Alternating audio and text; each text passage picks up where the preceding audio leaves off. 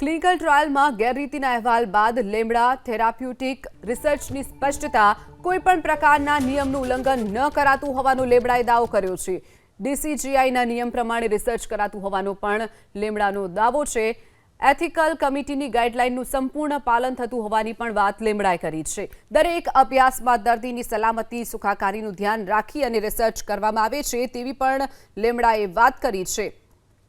તો ક્લિનિકલ ટ્રાયલમાં ગેરરીતિના અહેવાલો બાદ લેમડાએ સ્પષ્ટતા કરી છે કોઈપણ પ્રકારના નિયમોનું ઉલ્લંઘન ન કરાતું હોવાનો દાવો કરાયો છે। સાથે જ ડીસીજીઆઈનો જે નિયમ છે તે પ્રમાણે જ રિસર્ચ કરાતું હોવાનો પણ લેમડાનો દાવો। એથિકલ કમિટીની ગાઈડલાઈનનું સંપૂર્ણપણે પાલન થતું હોવાની પણ વાત કરી છે। તો દરેક અભ્યાસમાં દર્દીની સલામતી અને સુખાકારીનું ધ્યાન રાખીએ છીએ તેવી પણ વાત લેમડા રિસર્ચ સેન્ટરે કરી છે।